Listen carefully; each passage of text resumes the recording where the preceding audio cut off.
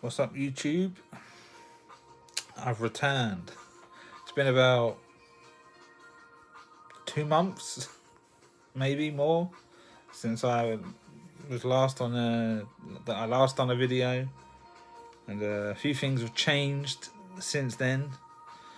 I've been studying to do HGV driving, so for the past maybe month and a half, 6 weeks, I've been studying the theory test to do that. And 13th of August, I went to do my test for the multiple choice questions, and there's my letter. Not to reveal any details. I got a 91 out of 100, so that's a pass. So you have to do 100 questions, and you have to get 85 minimum right, and I got 91. And I was studying the app that I got from this firm near me, and I was studying that every day, every morning, because it's been really hot in England these past couple of months, and it's been too hot to do anything. Like in the afternoon later, it's too hot to turn the PC on or do anything. Let's get that bit of wind out. And I was on it religiously every day. I was doing the questions, mock tests, and yeah. And I thought, right, I'm getting good percentages on my mock tests. Let's try it out on a real test.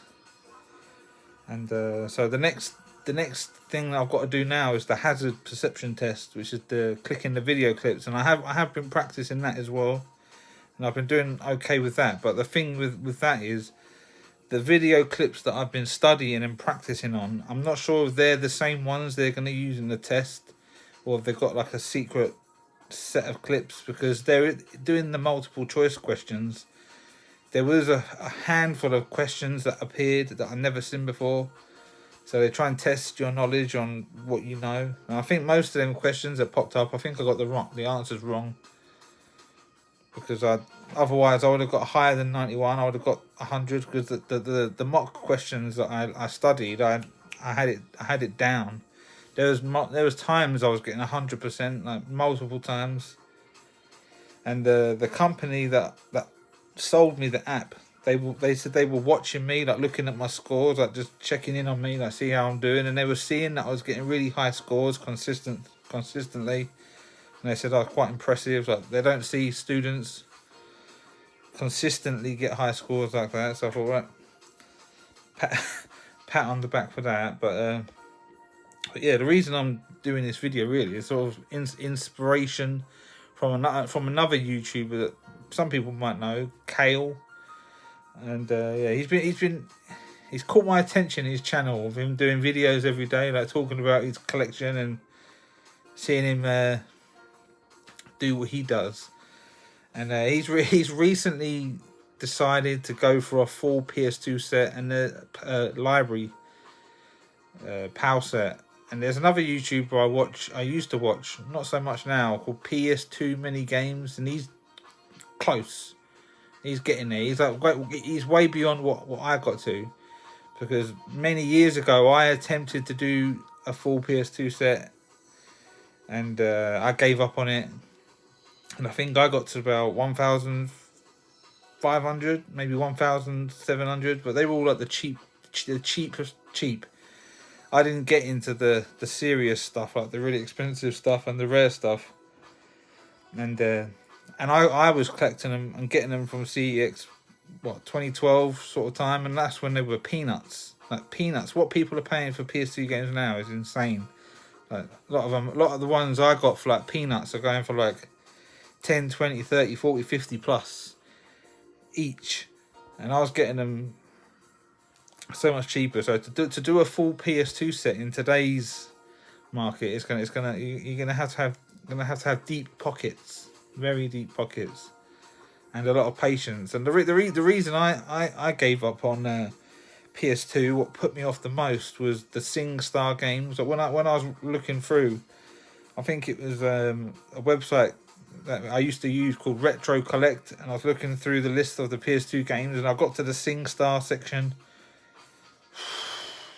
Bloody have mercy, who's going for them SingStar games? There's so many of different European territories, like Poland got a SingStar game, Scandinavia, Hungary, Italy, France. They've all got like a little section of like exclusive SingStar games, and I don't know if they're included in the PAL set. So if they are, they probably are. And they're like really, some of them are really expensive, like £100 for like a shitty SingStar game. That's stupid. I thought, oh no, that's when I thought I don't want to do it. I wasn't comfortable paying £100 for a SingStar game. Like, no way. And there was a few exclusives in Australia as well that was a struggle to get, that I managed to get. But yeah, those days are long gone. So, but yeah, it's interesting to see how far he gets. I don't know how far he'll get. But yeah, he's doing it like for content, like just as like for his audience. But yeah, it'd be interesting to see how far he gets. But he sort of inspired me to do like, to try and vlog, like do like little video clips. I'm trying to think of what could I do for YouTube, like the similar thing, like talking about gaming or collecting or documenting my journeys of things. But yeah, that's mostly what's inspired me to do this video today. I've been meaning to do it for a couple of days now. But yeah, I'm gonna jump cut now, sort of like edit, and I'm gonna spin the camera around, and I'll show you where I'm at with my collecting. Maybe I can talk about a little what I've been up to with collecting. So yeah, I'm going to stop the video clip here and spin the camera around.